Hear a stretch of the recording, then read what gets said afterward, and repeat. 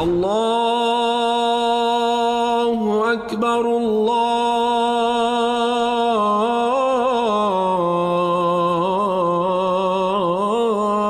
أكبر. Assalamu alaikum and welcome to the Islamic Center at New York University podcast, coming to you straight from the heart of New York City. We're building an amazing Muslim community here at ICNYU where everyone is welcomed and respected no matter where you're from or where you're at. This is the place to be. So open your ears and your heart and come along with us on another life-changing journey. Bismillah. Bismillah walhamdulillah wassalatu wassalamu ala rasulillah wa ala alihi wa sahbihi wa man wala. So we've been looking at the Book of Assistance and we're on the second chapter.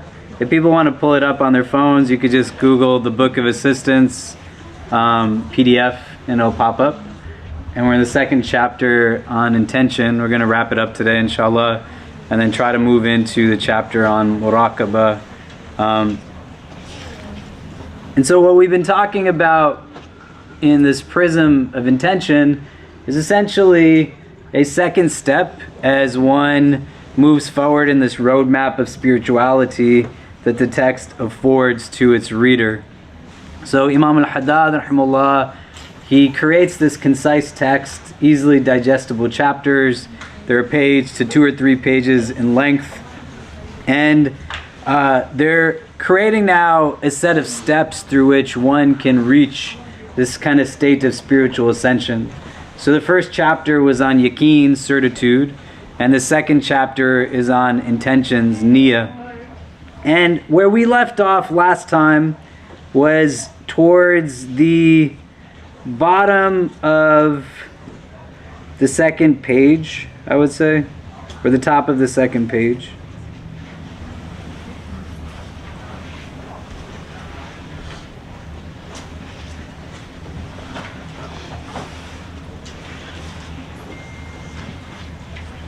And we're on this paragraph that says that know that many intentions can attach to a single act, and that each of them will attract its full reward. Leading into it, we had a discussion last time that framed itself around the idea that your intention is measured by the act that you undertake. If you guys remember, we were talking about this. And the idea was to be able to find evidence in whether your intention is actually manifest. Well, you just look to yourself. You look at the deed that you are undertaking and you see as if that is giving you an indication that you have lived the intention that you intended. And so the examples that were there were of the person who says, if I acquire this degree or this wealth, then I will do this much in charity. And then they acquire the wealth and the degree, but then they didn't give what they said they would give in charity. So through that, they are now assessing for themselves that they didn't fulfill that intention. You see? And what we had talked about was the idea is, well, whether this is a good or a bad. And the end conclusion was that it's not either a good or a bad. And I want to pick up on this before we move forward to be able to distill it a little bit more, because this is a roadmap. And if you think about this as a journey, you're thinking about it as a set of steps that's getting you to a destination. The only way that you're going to fundamentally know if you are actively taking your correct steps to the destination is if you actually made those steps. Does that make sense? So you know that you didn't make the turn you were supposed to make if you did not make the turn, right? So there could be a multitude of reasons. If I'm going and I'm driving, my kids and I went to Virginia a couple of weeks ago. We drove to New Jersey this weekend, and we were explaining to them, because my children were born in 2012 and 2015, which is when none of you were born, right? Some of you were born in the 2000s. Some of you were born way before the 2000s like me, right? I was talking to one of our first year students, whose name I won't mention because she's sitting in the room, And she said, I didn't know you went to undergrad here. And I said, I graduated in 2004. And she said, I was born in 2004. And that made me feel amazing. And so I'm explaining to my children that prior to us being able to just get a car that attaches one computer that you carry in your pocket, your phone, to a built-in computer in this car that is now navigating through a mobile network across the world in real time, global positioning through satellites that tell you where to go. People didn't used to have this. And then we had a conversation with some of the older people in the car about how MapQuest used to be a thing. If people remember MapQuest, right? And you would just print out the MapQuest sheets and then just hold it in your hand and follow the directions that MapQuest told you were supposed to take.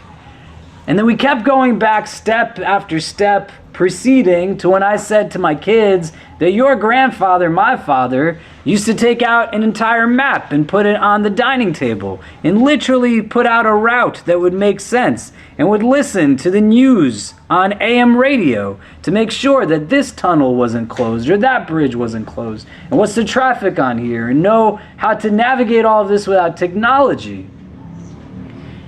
All of it gives us an illustration of what this part of the chapter is talking about.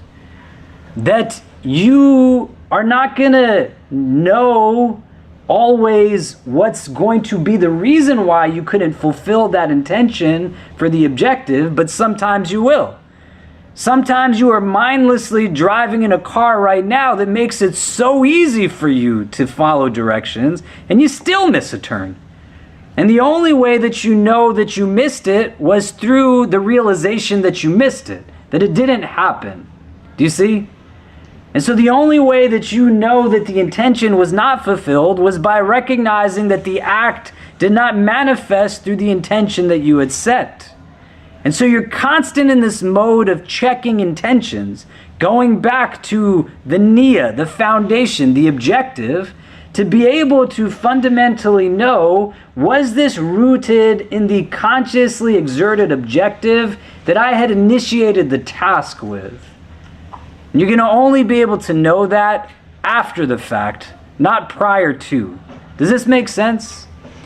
So every so often you sit and you say, hey, this job that I claimed I would take and do this with, this degree that I harnessed, this credential that I acquired, these friends that I have, this space that I have, this community that I have, whatever the things are, large or small, you will every so often be in a place where either deliberately you pay attention to your surroundings and the journey that you're taking, or you're going to get to a place where it's going to just come upon you and you're going to be like, how did I end up here?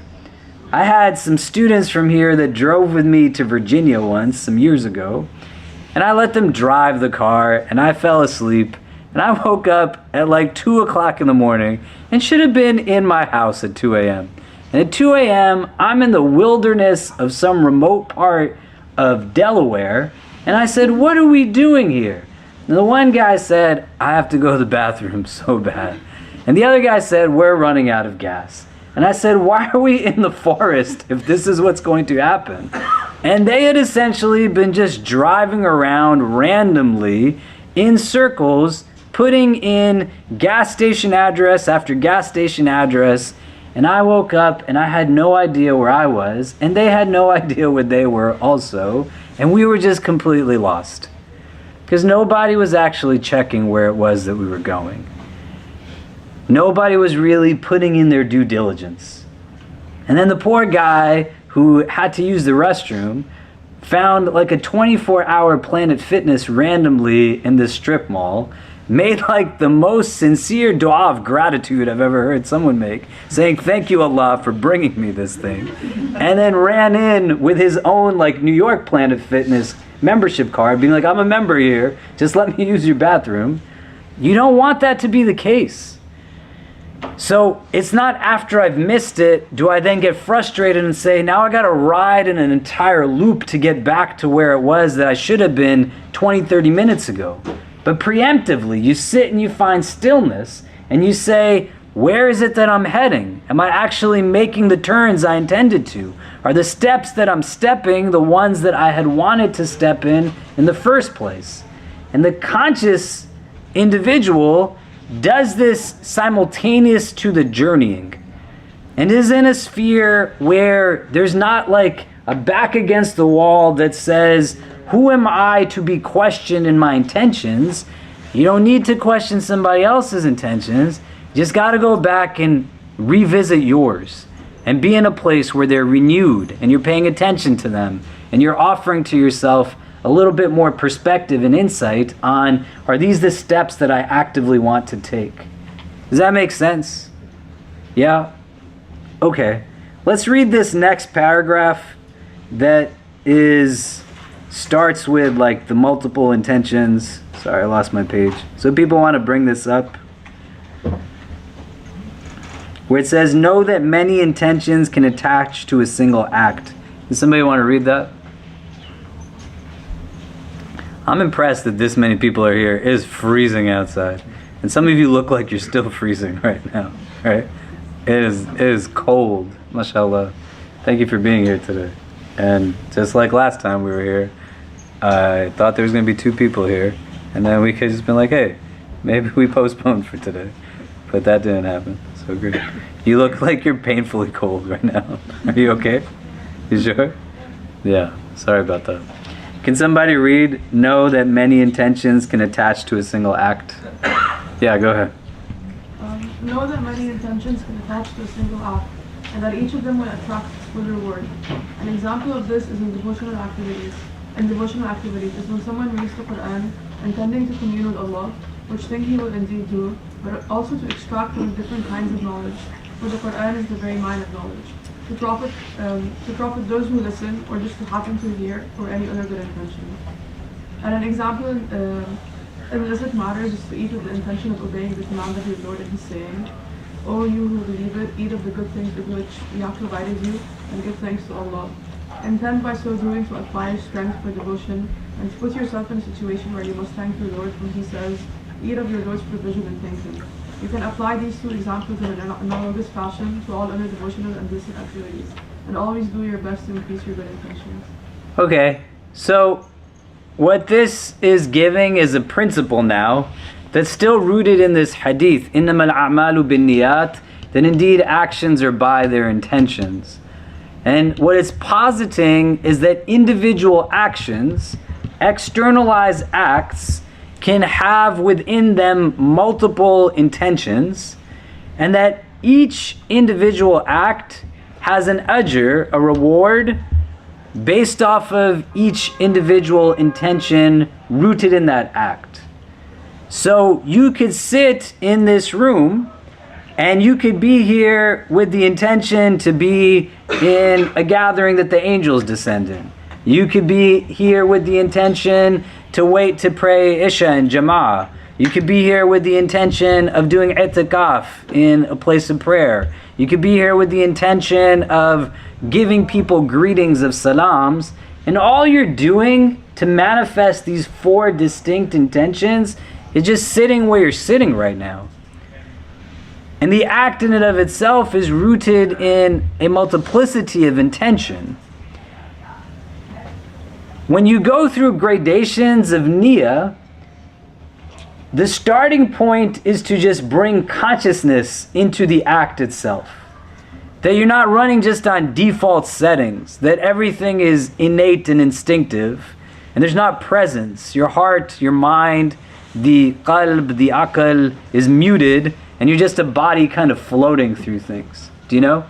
But the notion is to be in a place where you're bringing now presence into the act, and that's step 1, that I'm bringing intention and intentional presence to this. And then step 2 is to deepen in that intentionality, and where there's room to be able to say, how do I now elicit multiple intentions within singular acts? how is there an achievement of a different sense of presence to this that I can attach within this one act that I'm doing, an opportunity to have multiple intentions that render benefit? Does that make sense?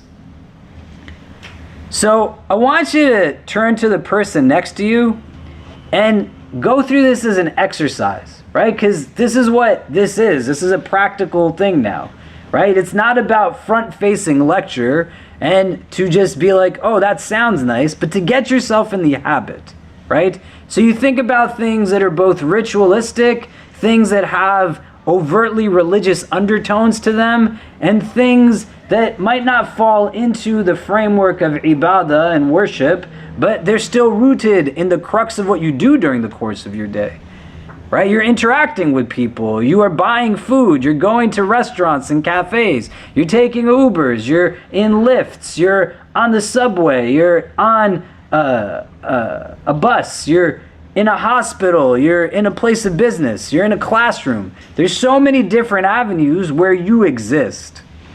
And not like going to a point of just overt scrutinization, but turn to the person next to you and just pick something that you can identify as something that is sacred as an act. Like the text uses reading Quran, right? So wudu, charity, whatever it is, prayer, right?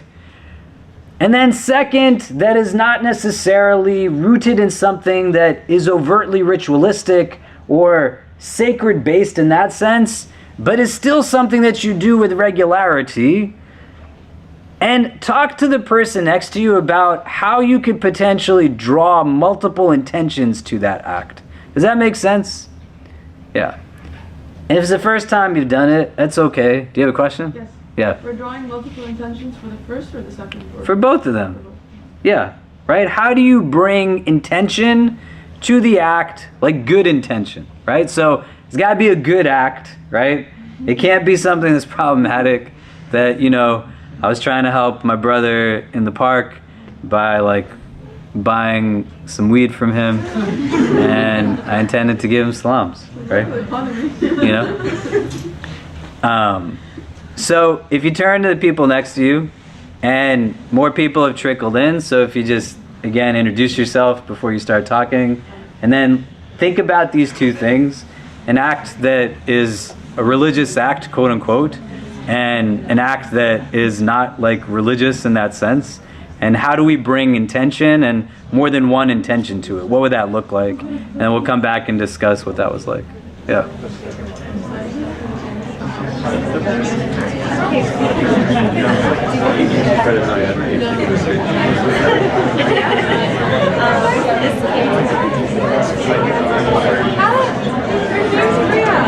I know.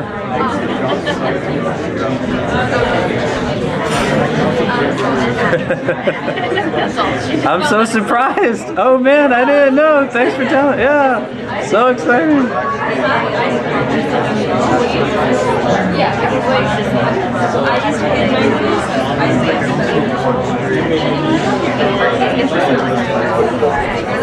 That was the intention.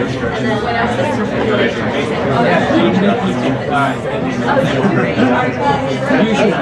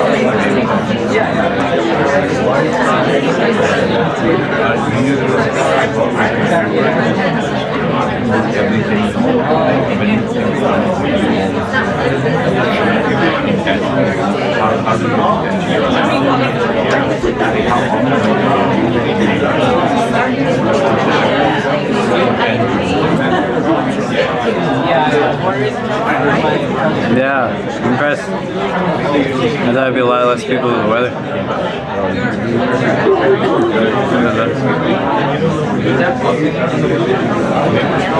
It's like to get there. It's like it's that quick minute. I just want to get there.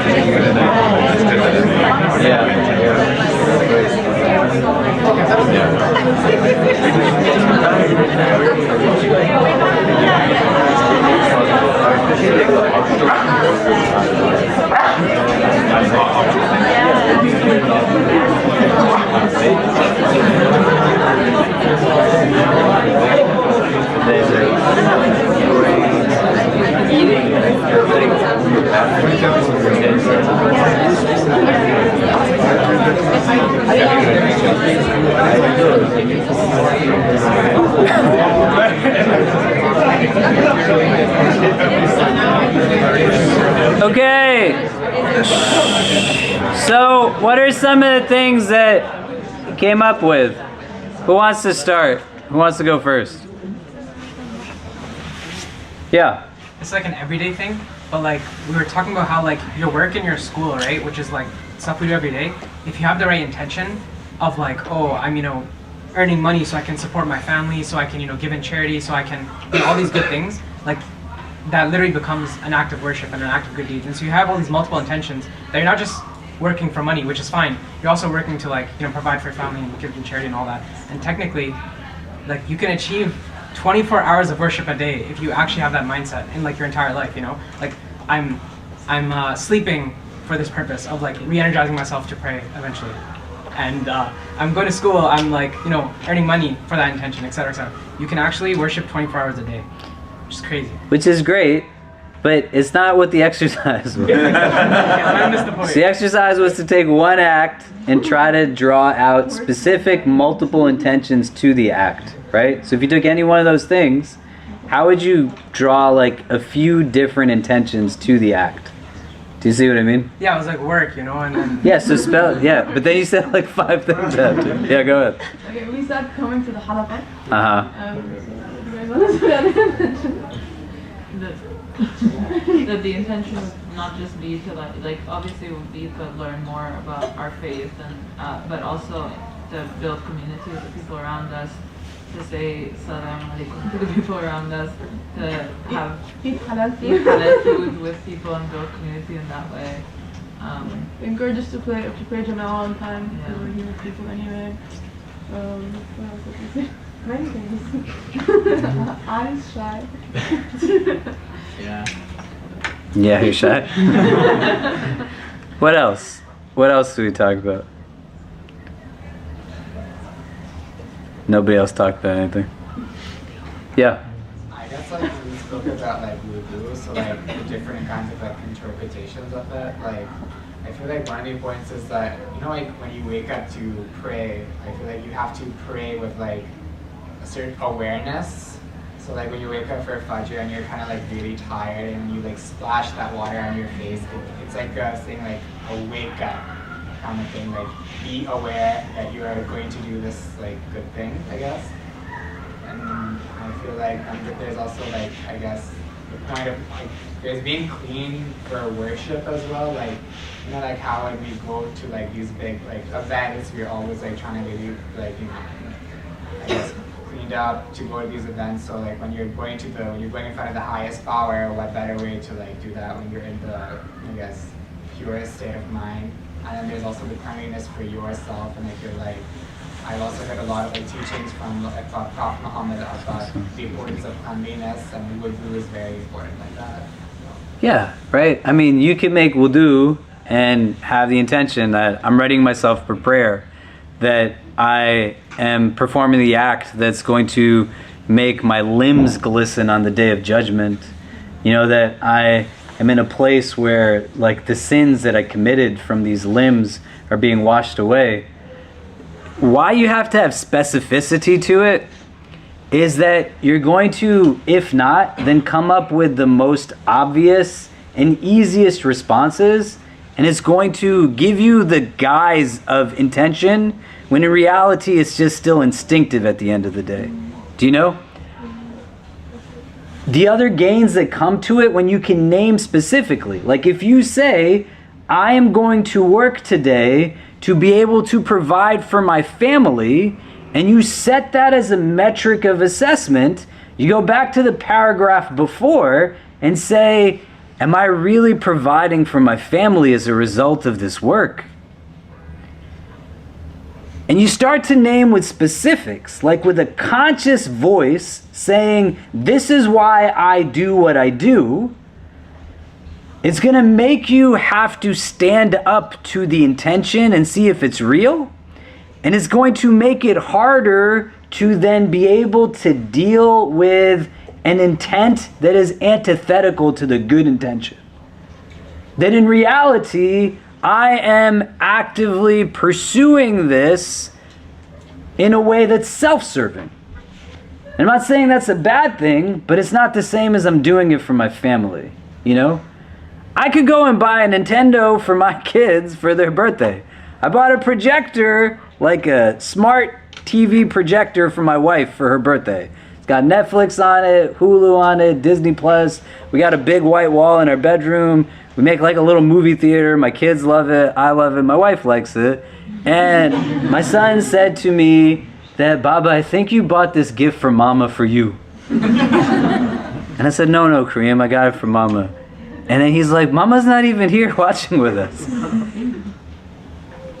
In it, I can make the claim, but it doesn't have to be either or always. It can be both and. But sometimes layering it with specific multiple intention becomes down the needed guard to ensure that the other stuff doesn't get in the way. That I came to pray Salatul Tarawih. I came to make dua to Allah. I came to stand in the night amongst the people who, when Allah descends in the last third, are privy to unique forgiveness and love. Then why are you standing outside talking to people in the hallway? It's not a problematic act, but it didn't get you to the mental presence to just have this surface level intention that's rotely regurgitated, I'm doing this for the sake of the divine, that doesn't have depth that it impacts inwardly. Do you see what I mean? And the more that you can layer for yourself that this is why I sit here, this is why I study here, this is why I work here, this is why I exist, this is the purpose of my being, this is why I do what I do, this is who I do it for, it's going to get much more difficult to then be subservient to the bad intention, or the poor intention, or the skewed intention. Do you see what I mean? That's why you have to go deeper than just saying that I do work for X, Y, or Z, and not push yourself to a place of specificity, so that with focus you awaken your conscious mode of thinking, and then you can revisit it when you go off track a little bit. And if you can only get to a place from one turn, and then you miss that turn, and then the rest of the road is 50 miles till you can loop back, and it's another 50 miles to get back to that spot that you missed, That's a lot more difficult than if you had 4 or 5 turns that you could make and still actualize and get to where you want to be. Do you see what I mean? What if there was only one way out of this room? All the windows were blocked, the door was just singular, and then all of a sudden the wall collapsed in front of it. What do we do? There's nothing else. But when you set up distinct routes of engagement that allow for you to now have multiple ways of moving forward through singular destinations, but nonetheless multiple intentions, it gives also the probability of its actualization being much higher. Because you could sit in this room and you could be in a place where you try to catch the Jama'ah at the end of the halaqah, right? But what if Ali is trying to pray Isha and Jama'ah, and then the Iqamah starts and he breaks his wudu, right? And then he's got to run outside and make wudu, and we stand and it's just Surah Kawthar and Surah Ikhlas, and he comes back and then he missed it, right? Allah rewards you for the intention in that situation, but you also still have the other intents that brought you to this space. So you're not hating on yourself also, saying I didn't get it done and it was only for this only reason that I was doing this. Do you see what I mean? Does this make sense? Anybody else can share something that they discussed, whether it was something that was mundane, religious, of great importance. What are things you discussed with the persons next to you about an act that you could draw multiple intentions from? Anybody? I went and saw Black Panther this weekend. I don't know if anybody saw it. I took my kids, who said, Baba, this is PG-13, but they say it every time I take them to a Marvel movie. And I'm like, I'm a bad father, I'm sorry. I went to that movie because I like watching the movie, but I went to the movie because I also enjoy seeing my kids who are so happy in this space. And I also went to watch it with them because I know it's going to deepen my bond with them, right? And all I'm doing is watching TV. It's the same thing that I do when I watch cartoons with them that I have no real desire to watch. Today, my son Kareem, make dua for him. He threw up this morning in school. And at 9 something, I ran to get him, got him home. He took a hot bath, got him in his pajamas, and then I just sat on the couch and he lay on top of my chest. And I said, Kareem, what do you want to watch on TV? And he put on Mira the Royal Detective. People know Mira the Royal Detective. This is an Indian cartoon, or not Indian cartoon. It's a Disney cartoon of an Indian girl, South Asian, who the characters are Muslim, South Asian, and she essentially is a detective for like the royal family in whatever town she's a part of, right? And my son wants to watch this thing. I do not sit and watch Mira the Royal Detective. Probably contrary to popular belief. It's not what I spend my time normally doing, watching cartoons on Disney Channel. But I watched it with him, and I asked him questions, and we had conversations around it. And the only thing that I was intending to do at that moment was help my 6th son feel better and let him know that I'm also there for him in that time. And what it disallows then is all of the voices and waswasa that come in that say, you got so much more work to do. There's other places you should be. That you need to go to your office. The only thing I need to do at that time is to affirm the intention that my love for my child, which is a conduit for the love I have for my God, has to be actualized in that moment. Do you get what I'm saying? And we're just sitting on the couch. That's all we're doing. You see, sometimes it's that simple, but you bring presence to it. And the presence disrupts everything else that's instinctive. That says, hey, I brought him home, and to my wife who is working online, why don't you now just watch him? I'm going to go run and do other things that my heart is distracted by. Do you get what I mean? The only thing that's going to block it is going to be the gift, the weapon that is Nia.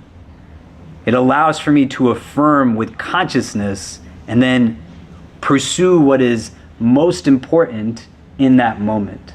Does that make sense? right? What's going to get me to be concrete in the praying of my sunnah prayers at the end of the fara'id? What's going to get me to sit to make dua after I prayed the prayer in full? You got to know what it's about. Like, why do you do this thing fundamentally? You're past an age where it's done simply because you were told to do it.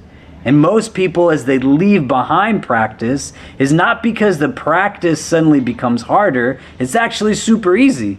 Most of you in this room could go right now and you can make wudu in 12 seconds. You could be in a place where if you prayed any prayer on your own, you could likely get that prayer done in less than a minute and a half. Right or wrong? Some of you might not, right? And that's not a bad thing. The goal is to not get to like speed racer salah, right? But you get to a place where just understanding it. And as you grow with it, it becomes easier to then leave behind the practice. But the practice in and of itself now hasn't impacted, because the point of engagement was just the learning of the external. And here now is the deepening of the internal. What am I bringing to wudu? So it's an actual spiritual act that's impacting my celestial self. And the multiplicity of intention becomes important in the acts that we start to do so much that they just become now instinctive. You can do them while you're doing other things. It's makruh to talk while you're making wudu. It's not haram. But there's a reason why it's makruh, right? Because if you're talking to me and I'm talking to you and we're splashing each other with water when we make wudu, right? The men's wudu room's a lot more fun than the women's wudu room. Then it's not a spiritual act at that point. You're fulfilling the physicality of it. You got through the mechanics and the steps, but it's not going to be with the full presence that then becomes a mode of readying you as you are standing in front of Allah, right? Do you see what I mean? Yeah. And so you start to now think with this idea of not just individuals. So if we create a spectrum, here's me with zero intention. No presence or no consciousness. There's certain acts that's a blessing to have, right? You breathe without consciousness. That's amazing, alhamdulillah. You can blink without consciousness. That's great, alhamdulillah. But you can go to places now where you're bringing singular intention as a goal. Why do I do the things that I do prior to actually doing them?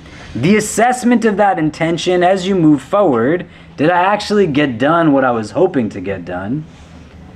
And then as a next step, trying to layer it with multiple intentions. So when you go home, you open up a notebook, and the exercise that I asked you to do, you go and you do that. And you start to think about it, right? The example that Imam al-Haddad gives of just eating food. You bring mindfulness to it, consciousness to it, awareness to it. Right? And it allows for that food to be nourishing in ways that you couldn't even imagine. I'm eating this food, so it's another reason that I thank Allah for it. I'm eating this food so it gives me strength, but take it to its logical conclusion of not leaving it ambiguous. It gives me strength for what? Did you eat that food to give you strength so that you could speak poorly to someone? Did you eat that food so you could have strength so that you could go and gossip and lie? Did you eat the food so you could have strength so that you could be racist and arrogant or greedy? No, you did not. And when you can affirm it in the simple mundane, then when the moment comes to be able to draw upon the strength, it's going to be different. Can you guys move in a little bit? There's people coming, they're sitting in the doorway. We can just fill in the space right here.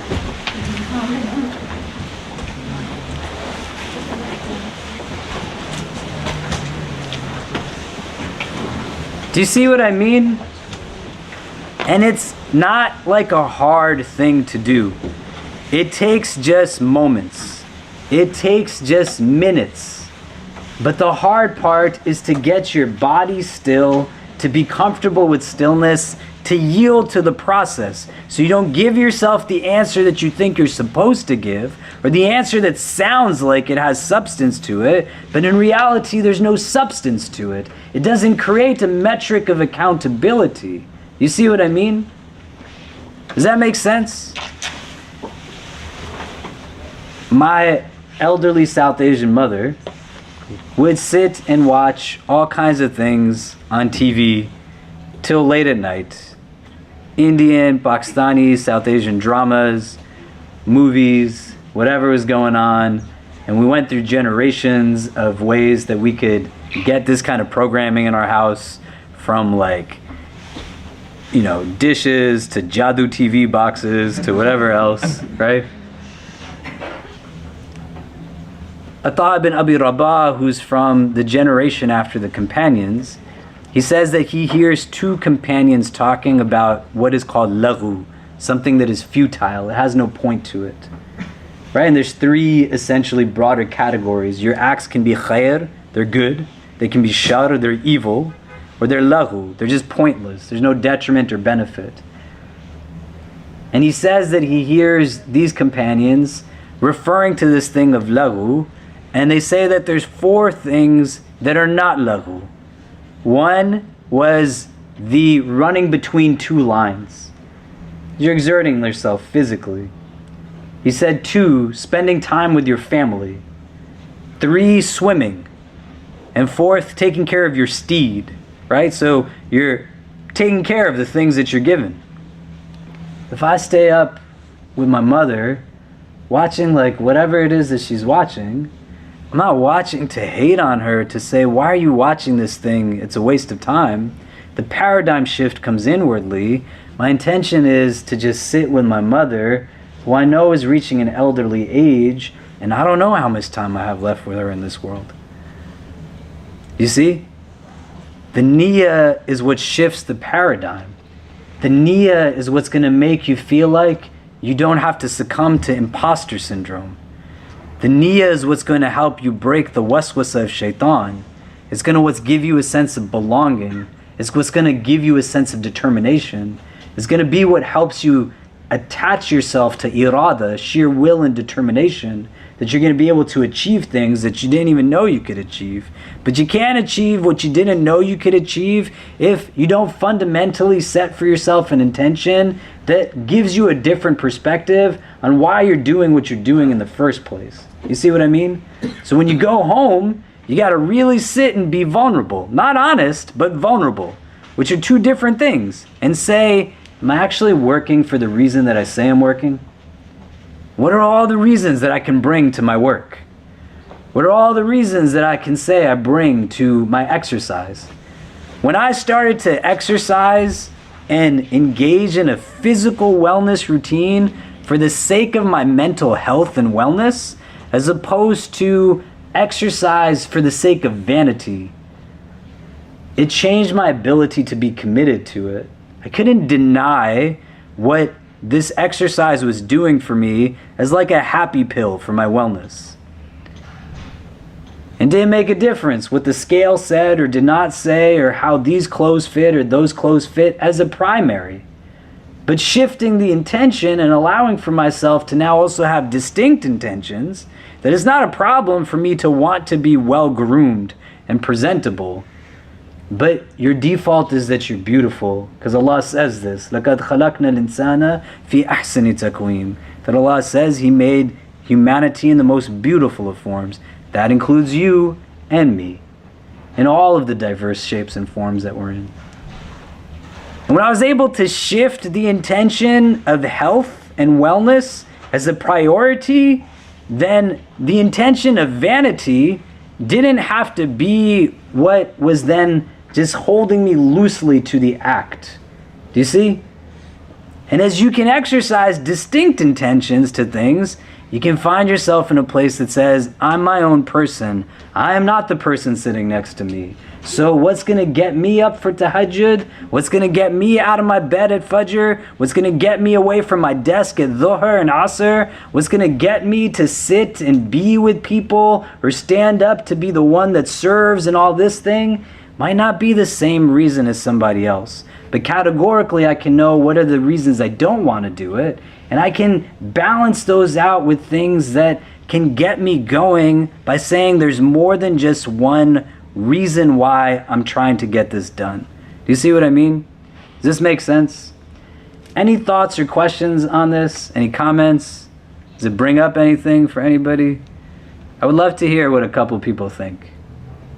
You could disagree also. So to clarify, one of the things you're saying is it's not just about multiple intentions, but having like very clear intentions, right? Because like, I guess it's, what you're saying is it's too vague to say like, oh, I want to work to support my family. But if you have like more concrete intentions, you can better tell like whether or not you're achieving that sort of thing? Yeah, like if I said I want to exercise more, that can be 5 minutes more, that could be 5 hours more, right? Flesh it out. What does support look like to you? You have specific metrics that can then lower it, right? The same way. It's a roadmap, right? So if you came to my house and I said, hey guys, come to dinner at my place, I live over there. I do live over there.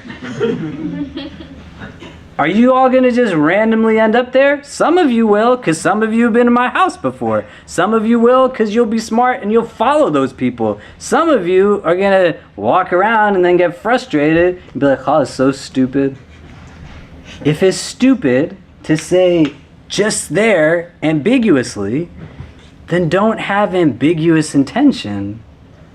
Don't have ambiguous goals. If there's no structure to it, stop kidding yourself. It's your life, right? You're going to get out of it what you put into it. You deserve to have things that you can actually work towards and achieve, and then relish in the experience of achievement. Do you know what I mean?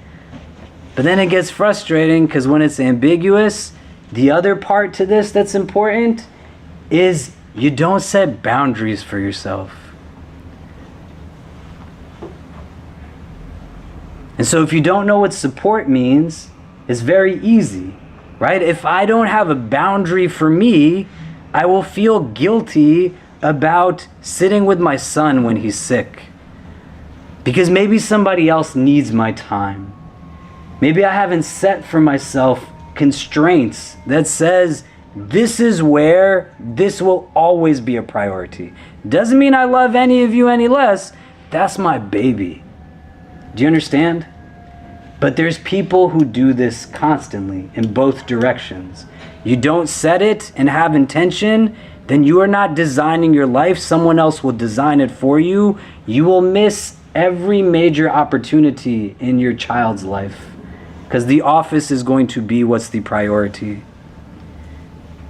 You will be in a place where there's so much going on around you, but you've never said, what is actually enough for me? How much wealth do I really need of this world? And why do I give up on relationships and friendships and all these kinds of things? Do you see what I mean? The specifics are going to help, right? You don't want to be the place where somebody says, just over there that way, and you're like, that's the most amazing thing in the world. It has no substance to it. How are you going to get to my house if you don't know where my house is and I told you just go that way? Do you get what I mean? So don't tell yourself that you're telling yourself something has meaning to it when it has no meaning to it, right? What do these words mean specifically? And orient it for yourself so that you have this kind of map. And then you can take a step back and you could be like, why am I chasing after what I'm chasing after? Why am I really going after the things that I'm going after? You see what I mean? This thing of Nia, we're spending a lot of time on it because it's the most important thing, arguably. Knowing why you're going to do what you're doing before you do it, so that you can then sit back and assess in the midst of it, am I actually headed towards where I want it to go? And is it even worth it at the end of the day, right? Why am I killing myself in pursuit of these things? What's it really about? Do you see what I mean? Okay, let's continue. Can somebody read the next paragraph?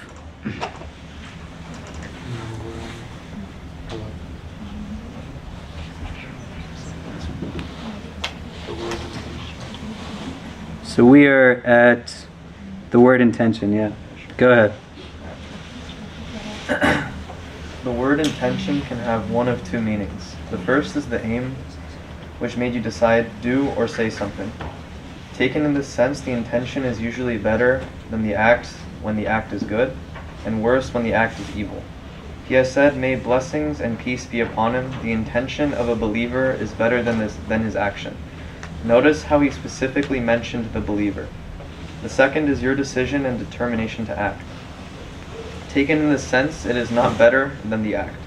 A man, when he decides to do something, can only be in one of three situations. He decides and acts, 1. 2. He decides but fails to act while able to. The way to evaluate these two situations can be clearly found in that which Ibn Abbas, may God be pleased with them both, has transmitted to the effect that the Messenger of God, may blessings and peace be upon him, said, "God has written good and evil deeds, then render them clear. Anyone who intends a good deed but does not perform it, God records it as one good deed. Whereas should he intend and then perform it, God records it as 10 good deeds, up to 700-fold, and to yet more multiplications. If he intends an evil deed and does not do it, God records it as one full good deed. If he intends and then does it, God records it as one evil deed. 3. He determines upon something which he is for the time being unable to do and says, "Were I able, I would do such and such a thing." He receives the same as the one who acts, whether this be or for or against him. Can you read that last paragraph? Alright, sure. The evidence for this is the Prophet saying, "May blessings and peace be upon him." People are of 4 kinds. A man to whom God has given knowledge and wealth, and who uses his knowledge to manage his wealth. Another who says, "Were God to give me just as he has given so-and-so, I would act like him." Their rewards are equal. And the man to whom God has given wealth but no knowledge, who mishandles his wealth through ignorance, while another says, "Were God to give me as he has given so-and-so, I would act like him." Their burdens of sin are equal. Okay. So this gives us a working definition of intention in 2 frames. I'd like you to turn again to the people next to you. What are the things you're taking from these last 2 paragraphs in this chapter? And you can relate it to like the initial part of the chapter as well. But what are some of the main takeaways that you can draw from it? And if in your group, when you're talking in like pairs, try to be like no more than 3. 2 is ideal, so everyone is talking to somebody. Like, what are like 3 things you're taking away from these last 2 paragraphs? What is it speaking to you? What is it like trying to instruct? And then we'll come back and discuss that. So go ahead.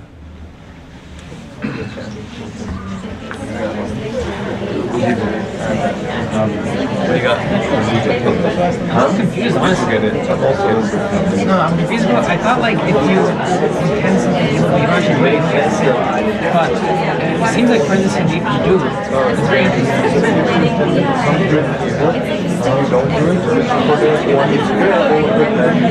Yeah, like absolutely. Like your first intent to do it. But I'm saying, this is saying, and a man to whom I was given wealth and knowledge, who mishandles his wealth and ignorance. While another says, "Were God to give me, as he has given so and so, I would act like it." So imagine I say, "Oh, if I had the money, or whatever, so the person that's giving the money to God, I would also give the money that way." Yeah, basically, I guess. I mean, although I probably don't think you're ignorant of what they do.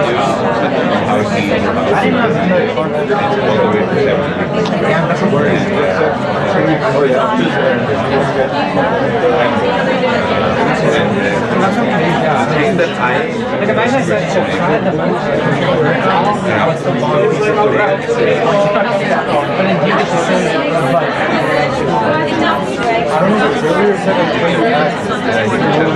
Yeah, that's it.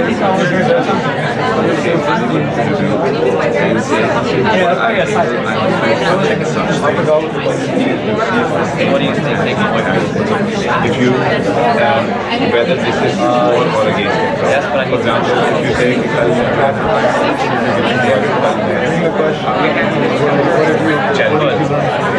and then you think that I did it, appreciate it. If I say tomorrow I'm gonna do something,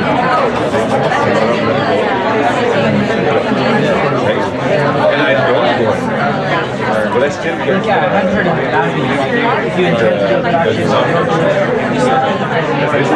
actually do it, 10 to 7 minutes.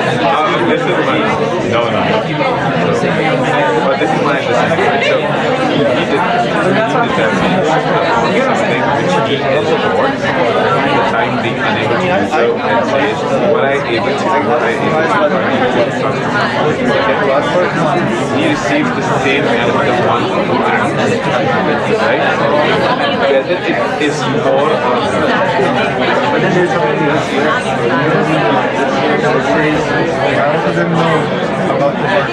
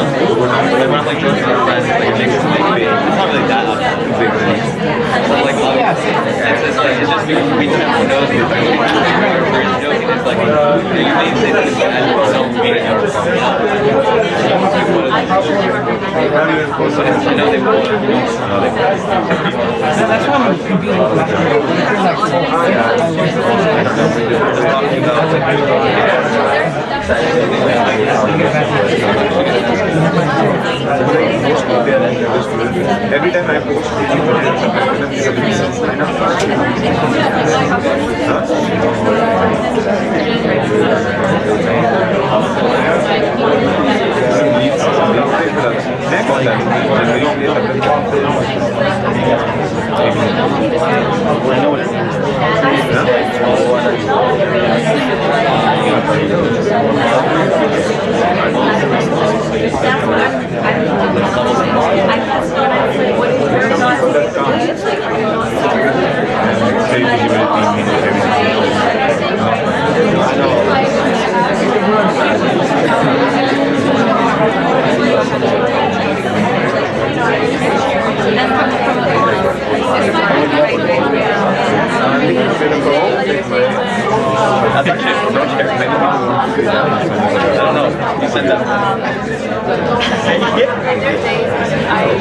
Okay. So, what are some of the things we're taking away from these paragraphs? I have a question, if that's fine. Yes. I have a question. So, is it, I mean, I'm just like asking about the nature of why he gave specific measures in terms of deeds and sins when discussing like intentions and like actions, because doesn't that kind of like potentially make intention less pure if you are doing it for the sake of the reward and not because it's good or bad, for instance, you know? If what I'm trying to get at here. What do people think? The question is, if you are, and correct me if I'm wrong, Thinking in terms of like the reward or like the backlash of something versus whether it is good or bad, doesn't that like make the intention like maybe less pure? Yeah, what do you think? I feel like it's sort of like the same outcome regardless, right? But obviously intention is like a big part of it. But if you're still doing a good deed, unless you're like intending in like a mean, like a harmful way, I feel like it's the same thing because it ends up having the same outcome. Yeah. Well, for me, I see it as being a merciful God, in the sense that if you sin, you only get one reward for that sin. But if you do a good deed, you could get the reward up till 70,000 of that, right? And for just having the intention, and it also tells you the role intention has to play. For just having the intention to do a good deed, even if you don't get it done, you have the reward for it. And when you want to sin and you are able to restrain yourself from sinning, you are rewarded for it. So it shows mercy. It's just like a giveaway. Other thoughts? Anybody? So, a challenge in having a transactional relationship with the divine is that it then becomes transactional. But these are all like distinct components to our relationship with Allah. Rabi al-Basri, may Allah have mercy upon her, says famously, I will not serve Allah as a laborer in expectation of my wages. Rather, she just does for God because she does for God. Does that mean that somebody who does for Allah in expectation of the reward that He promises is doing something wrong? No. Right? If you live a life hoping to gain Jannah, may Allah make us all people of Jannah, right? And you perform acts with this idea that the akhirah is real, right? You look at this set of things you spend your day doing, and you're bringing multiplicity of intention to it. And what is there now is not morally relative, I think, I want, I feel, but is evidentially based in what the divine determines in His infinite wisdom, what is categorically good and bad, in what can be specifically understood in these ways. And your pursuit of that is simply now to do what Allah has defined for you to do. That's the whole point of Islam at the end of the day, right? And different people are going to have different modes of interaction and engagement, and that mode of incentivization is going to be something that's important, right? Dr. Marwa said this in her halaqah a week or two ago, where she was telling people on Wednesday night here a story that she heard from Sheikh Hamza, where he says there's two people who were being sent to Jahannam. May Allah protect us from it. And as they're being sent, there's one person who he's just walking to Jahannam. And he's just going because he knows that's where he is. And the other person is walking and constantly turns looking backwards and keeps looking back and keeps looking back. And Allah says that, why do you keep looking back? And the person says that, I did not think that you, Allah, would send me to Jahannam. And then Allah says, bring that person back. And then he is given Jannah because of his good opinion of Allah. Do you see? And so everything that all of you are saying has validity to it. But none of it's going to matter if it escapes your conscious mode of thought when you are living the majority of your day. Right? And so all of these things are still firmly rooted in the idea that you know you're doing what you're doing. If you are consciously thinking to do good and you do not do it, you still get benefit from it. This is what the hadith says. If you consciously are thinking to do good and then you get it done, the impact of it is in multitudes. If you consciously think to do wrong and then you prevent yourself from doing wrong, then you get benefit from that. Because there's growth in inaction and self-control and keeping yourself at bay. And then if you actually do the wrong thing, it's just written down once, right? And the hadith Mu'adh ibn Jabal is told, do something wrong, follow up a bad deed with a good one, to cancel it out. It all necessitates presence at the end of it, right? None of it's going to work if there's not presence. And the things that agitate the presence, that agitate the intention, that days just bleed into each other, and they're just going and going and going. Does this make sense? Go do what you gotta do. Does this make sense? What are some of the things we're taking away from this? Like these 2 paragraphs. Yeah. So, and this goes back to like your comment about the gym and how you differentiate between like the intention of going there maybe for your body versus going there for your mental health. How do you know, or how do you evaluate your intentions to be something that's like, well, like it's not quote unquote bad to want to go to the gym for your body, right? But it's better and a greater priority if you want to go for your mental health. Yeah. Right. I would say neither of those. And what I said, and I said it differently, and that's my fault. But an intent to go for like the intention of vanity is different from like physical wellness and mental wellness. Right. And even when I was going for physical wellness, that wasn't enough to get me going every day as like mental wellness was. When I was younger in high school, I used to play sports in high school, right? I'm sure you can tell, look at this massive physique that I have. And there were some times I'd work out 3 times a day. I was supposed to play sports in college. I had a trainer. And exercising wise, it wasn't something that I was necessarily so aware of. If any of you are ever athletes at any point in your life, you're not necessarily thinking about it. So in a track outfit, it's like not the most Islamic outfit, right? A men's track uniform, women's track uniform. This is what I wear. My football uniform, it was what it was, right? But there's definitely times too where I'm 16, 17 years old. I looked a lot different than I look right now, right? I had this very long, beautiful Pantene Pro V hair. I was clean shaven. I was physically very strong. When I was 16, I could bench press 315 pounds, right? To give you an idea of where that was, you know? And so you think about this, and you're a teenager, and this is where you're at. And you're looking in the mirror constantly, but you're not looking for yourself, you're just looking at yourself, right? And this is an intent for me of vanity, you know? And I wasn't doing it other than to be kind of impressed with something outwardly or to impress others, right? Do you see what I'm saying? And now I'm like in my late 30s, I just turned 40. That's not going to get me out of bed at this point, you know? It's just not going to like get me moving in the same way. Do you see what I mean?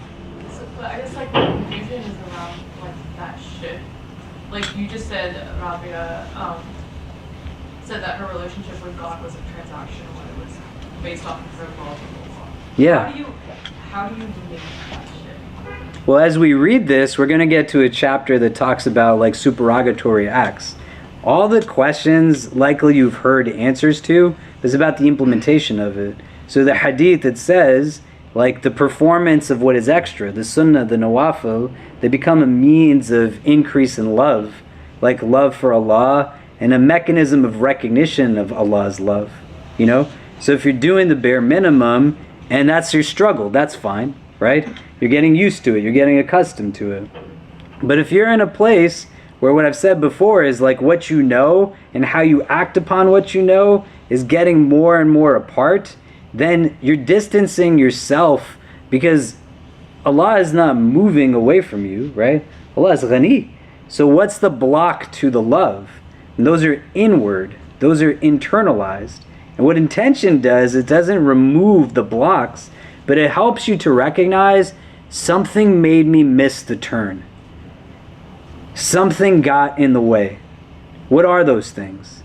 External obstacles you can't do anything about, but internalized obstacles in relation to goals that you play a role in actually being able to achieve for yourself, right? It's not like self-hate, you know? I would love to go back to school and potentially become a doctor, or potentially even become a nurse. Like seeing what I saw in the pandemic, seeing what people just like the sheer selflessness and the frustration that I had that I couldn't go into these places to help people because of the rules that were in place. But I saw beautiful, amazing people in our community were calling me at night. Khalid, last night I lost 70 people. Khalid, last night I lost 85 people, right? New York was a mess. May Allah make it easy for all those who lost loved ones and for those who still find themselves in a state of illness, right?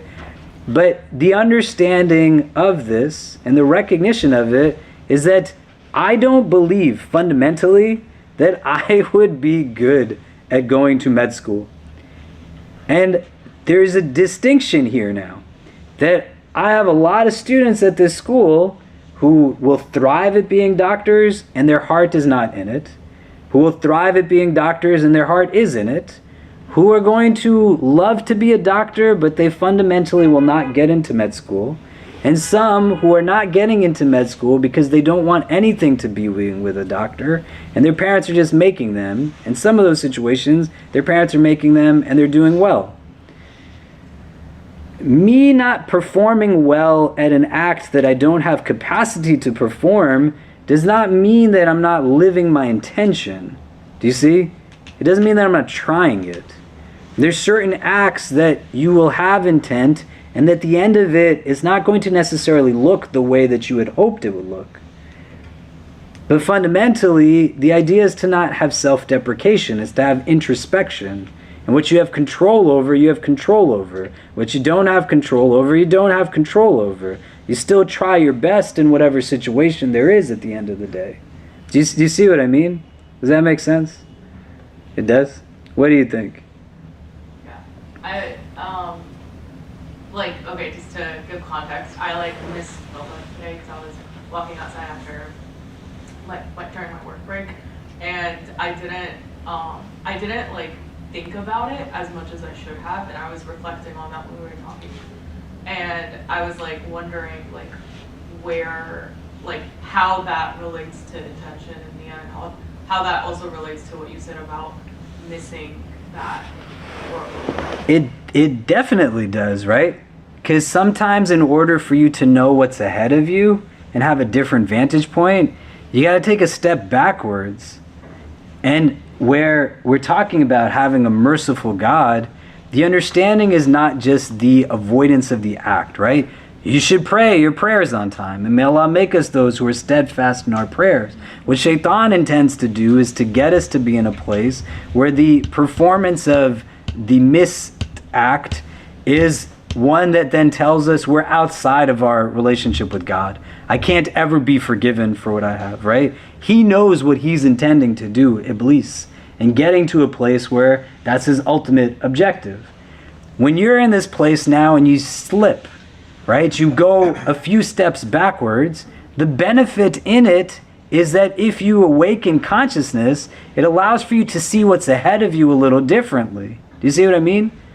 So if you were in this place where you are learning about you learn your limits, you learn your boundaries, you create for yourself opportunity for awareness and growth. This is why I said some weeks ago, the pursuit is not perfection, right? Certitude is the first chapter and as a destination, but it's not setting this futile pursuit to perfection. Everyone's going to make mistakes. Not everyone's going to think about why it is that they did or did not do something. And the fact that you're thinking about it now is something that is imperative for a lot of us to be able to harness, right? We have narrations of individuals who they missed their prayers, and then they spent with consciousness a sense of remorse, seeking repentance for it, and then the next time the prayer came, they said Iblis comes and wakes them up themselves. And they said, why would that happen? And he says, because the amount of ajr the person got in turning to Allah in remorse for missing the act was so much greater than had he just prayed it on time in the first place, that it was bringing him closer to Allah through the misdeed. Do you see?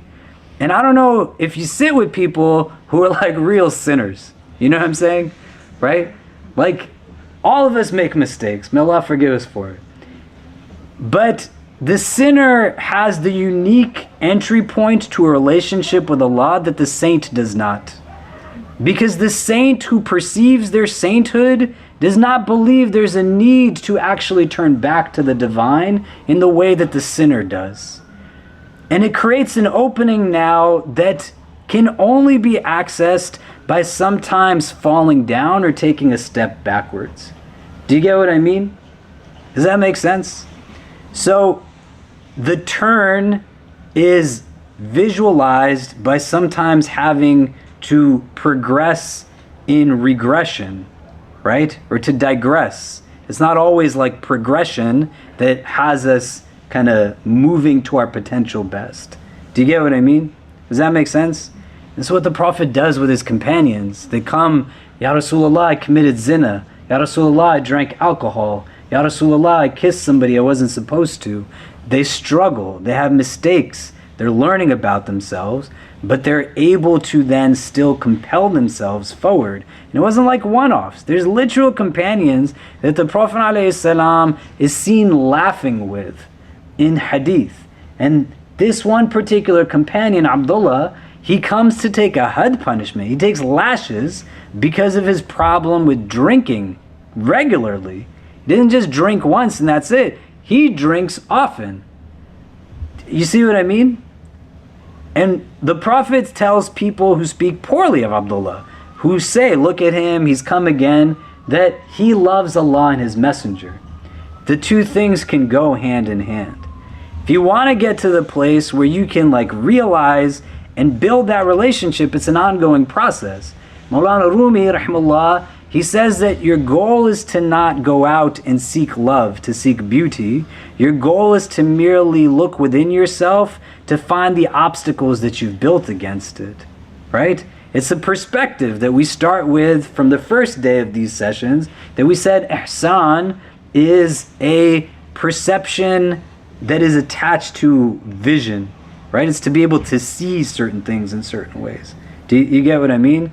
And then you will be in a place where you put this into this space, and a month from now, a year from now, you'll look back to it, but from a different vantage point, because of how you chose a trajectory unique to this question. It's not self-deprecating, but to be like, why did I miss Dhuhr today? You know? And to actually answer that question. And what is it that I'm losing in the process? What did I gain? Were the gains actually worth what it was that I gave up? Do you see what I mean? Does that make sense? I want to tell you one last story before we wrap up that highlights this last part where he talks about the individual who is unable to do but still then receives the ajr for it, right? Because this is important. In our tradition, the intent is something that is very real and can have manifest impact. So there's a scholar in our tradition by the name of Abdullah ibn al-Mubarak, rahimahullah, and he is asleep one day at the Kaaba in Mecca, and as he's asleep, he has a dream, and in his dream, there's two angels talking, and they're talking about people who made Hajj that year. And they said 600,000 people made Hajj that year. And they said, one of the angels said to the other that nobody's Hajj was accepted. And then the other angel says, the Hajj of every pilgrim was accepted because of one person. And then he gives a description of an individual who's a cobbler in Sham. And Abdullah ibn al-Mubarak, he wakes up in Mecca, sleeping against the Kaaba, having this dream, and he says, I gotta go meet this cobbler. And so he sets out and he makes it now to Sham, and people know him by name, but they don't know him by face, right? Not photographs, there's not all these kinds of things. And so he doesn't introduce himself as who he is because his reputation precedes him. And he simply asks for directions to this cobbler based off of the description in the dream. And he comes now to the home of the cobbler. And the cobbler takes him in as a guest. He starts to have conversations with him. And every time the conversation came to Hajj, the cobbler changes the topic of discussion. And they continue on in this way, and then eventually Abdullah ibn al-Mubarak says to this man, hey, I'm Abdullah ibn al-Mubarak, and I had this dream, and the angels said that because of your Hajj, the Hajj of 600,000 people was accepted. And the cobbler says, Ya Sheikh, I don't know what to tell you. I didn't even go for Hajj. And then he gives a recounting of an incident he has with his neighbor. And he says, I went to my neighbor's home one day, and as we sat, he took me in, and I noticed that he wasn't like offering me anything to eat. And the time passed, and the hour got late, and I was wondering why they weren't inviting me for dinner. And as we continued in conversation, my neighbor eventually said to me that we are stricken by poverty in this house. We don't have anything. And I can't invite you to have a meal with me because what we will eat for dinner tonight is the carcass of a donkey that my wife is cooking that I found in the street. It is dead. It's a dead animal, like roadkill. That's what they're eating. And he said, for you, it's haram. For us in this situation, we don't have any choice. We got to eat what we can eat. And so the cobbler, he hears what his neighbor goes through, and he goes to his home, and he gathers the money he saved for Hajj, and he gives it to his neighbor. And he said, I was hungry because I was saving for this pilgrimage, but at least my hunger was voluntary. Their hunger was not voluntary. And he said, there's no way I could go and make this journey knowing that my neighbors were suffering the way that they were suffering. And then Abdullah ibn al-Mubarak says to him, this is why your Hajj is the reason that everyone else's Hajj was accepted. That his sincerity was so real, he didn't even have to go for Hajj in order for it to be something that was taken and validated and accepted. Do you see what I mean? You can't see openings as something that you choose to take. But something comes in front of you, an opportunity, and you have capacity to do, you simply do it. I shared that story with this community some years ago when I went to the Rohingya camps in Bangladesh and Myanmar twice, 10 months in between. And there is a woman in our community who I know very well, who I know saved money every single month out of a paycheck for 11 years to go for Hajj. She got $12,000 saved. 11 years it took her. And when I showed pictures of these babies and others in these camps who had fled genocide and ethnic cleansing, she came and she said to me on her own that I didn't tell her the story of Abdullah ibn al-Mubarak. She came on her own and she said, take this is my Hajj money, but I can't go knowing that these little angels are going through what they're going through. And took her money. I said, are you sure? Because I know the life that this woman lives. And I know that she likely will not have the capacity to collect that much money to go for Hajj again. And she said, yes, this is what I want to do. And I said, just be ready, because when you do a good deed like this, 2-3 months from now, when everyone's on Hajj, Shaitan's going to try to come and get in your head. And then a week later, at Jummah, I told that story of Abdullah ibn al-Mubarak, and I talked about this woman. And I told her story again at a later time, like a couple of weeks later. 3 different people came to me and said, we want to pay for her to go for Hajj. Do you get what I mean? Does that make sense? And those are the kind of things you want to contemplate and think about at this phase of your existence. What is it really all about? What is it that you're really in pursuit of at the end of the day? What do these things mean? They're not just words, but how do I draw meaning from them? How do they set for me an actual philosophy on life through which I'm making decisions and choices? Do you understand? And then recognizing for yourself that if you slip, you just get back up. If you see someone slip, don't push them down more. Help them back up, right? In supportive community, you can actualize intention more than if you're trying to do it individually. You see what I mean? Okay, the last thing that I want to say on this, and we'll stop and we'll pray Isha. You don't want to get into the habit as a general principle of trying to assume the intention of others. What our teachers teach us is that you want to assume that people have belief and they're good. That it's better to assume 1,000 people have iman, we're taught, and be wrong, than assume that one person does it and that's where you've made the mistake. You understand? You want to think about the best of people and the best of their circumstances and situations, and that too will have a limit. You cannot excuse people's acts that are abusive, people's acts that are racist, people's acts that are oppressive. You definitely don't want to get into the habit of excusing that for yourself. You yelled at somebody, you own that. You lashed out at somebody, you own that. You mistreated somebody, that came from you. And if you're in a place where you're going through dissonance, because you're trying to understand why someone else would do what they did to you, don't go through that on your own. That's not something you want to carry by yourself. Nor do you want to let somebody carry the burden of what you did to them within their heart. It can be very heavy. You see what I'm saying?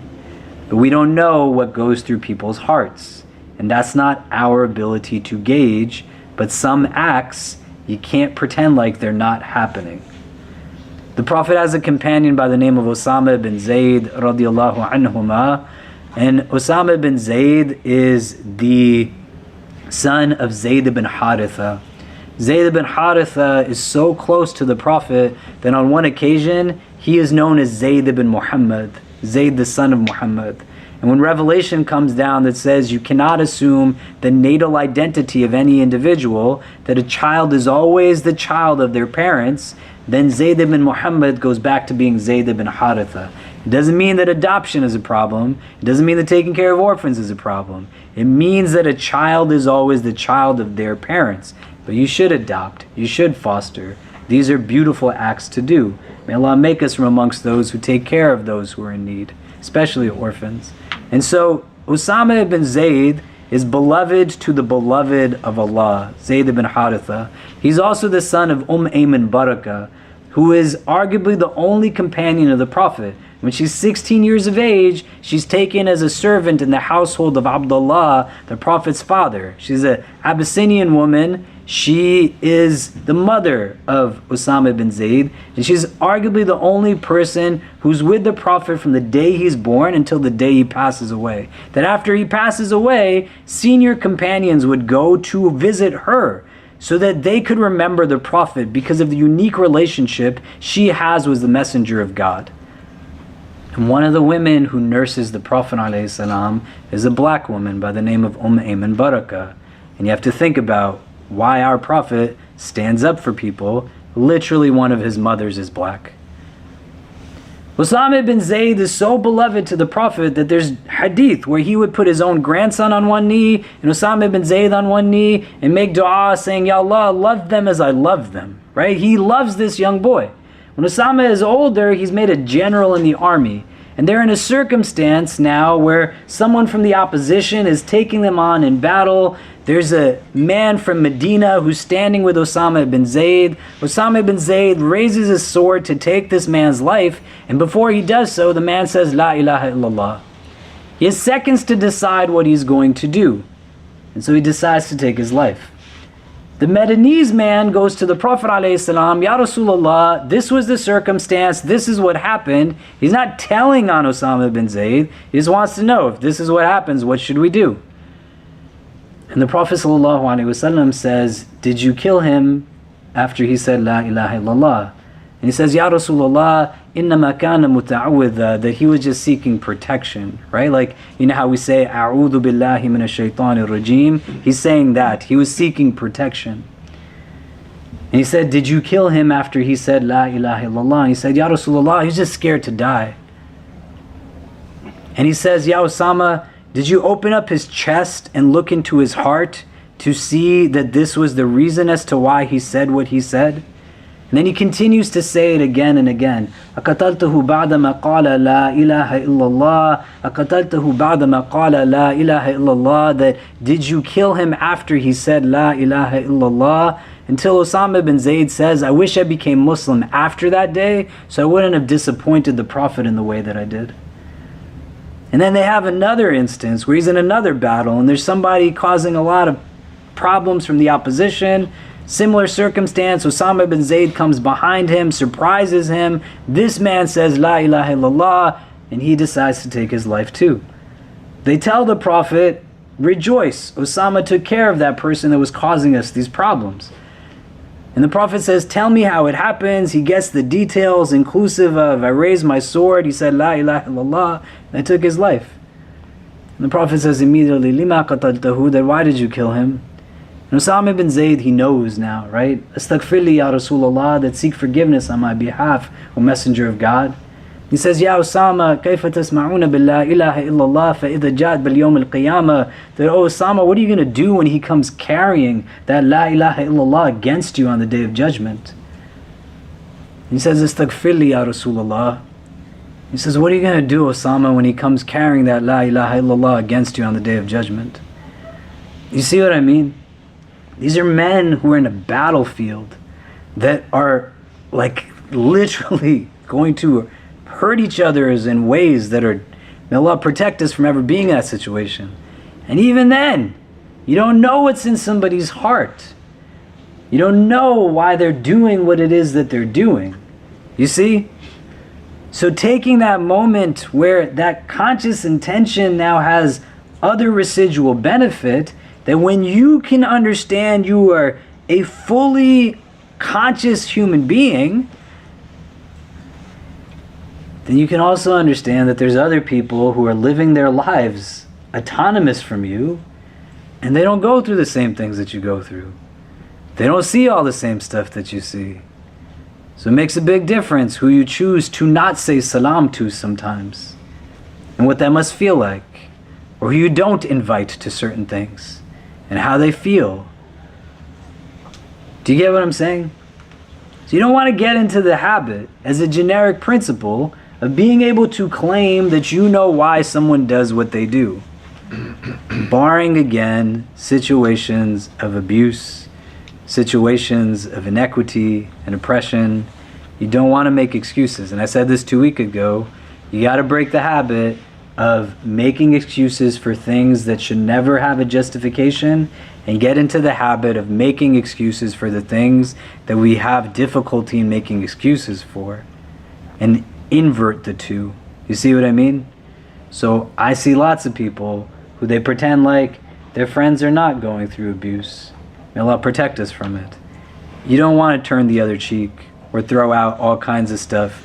You know, divorce is the most hated thing in Allah's eye. No, man, that man showed you that he's not worthy of that woman. Get him out the picture. No excuses. You understand? But then on other things that are not that you create an opportunity to exert compassion and recognition, but we don't know what that heart is experiencing. Does that make sense? The next chapter is on muraqabah, right? Muraqabah, Sheikh Mendez talked about this a little bit when he was here last week, which, mashallah, that was such a great night, right? You know, and I want you to know just how blessed we are as a community, because all of these people have been coming here these last few weeks. Amir Suleiman, Bilal Ware, Rasul Miller, Sheikh Mendez, Dr. Rani Awad is coming next week. Amar Shukri is coming the Monday after this one. Other people are coming down the line. These are people who are coming here and they're saying to us, like, do you want us to do anything for your community? That's how much they love to be with you all, that where other communities have to send invitations at times, we're being invited to host them here. You see what I mean? You have to avail yourself of these opportunities and recognize like how remarkable that is, subhanAllah. He talked about muraqabah a little bit. We're going to get into it in the coming weeks. And it essentially now builds off of this idea of intention. Muraqabah, if we were to give it a baseline definition, is that you're looking over your heart so that in turn your heart looks over you. This is why Imam al-Haddad has this here, and the translator translated as vigilance, because you're making your heart vigil. The way a guard stands vigil over you at night. It's protecting like the most vital parts of what's inside of the castle. This is what the heart's role is when you make it sovereign. And you have to watch over it in order for it to watch over you. It has this reciprocal relationship. You see? It's really hard to do that without living intentionally. You know? So the place of niyyah becomes really important in cultivating that relationship with the heart. Okay. So we're going to take a pause here. People want to make wudu. We'll pray Isha in like 3 or 4 minutes, inshallah. And we'll see everybody next Monday. Jazakallah khair. Assalamu alaikum wa rahmatullah. We hope you enjoyed our podcast. If you're inspired by the work that we're doing at the IC and want to help keep it going, subscribe to our podcasts, follow us on social media, donate to help support us at ICNYU.org, and most importantly, keep us in your continued du'as. Until next time, inshallah. Assalamu alaikum.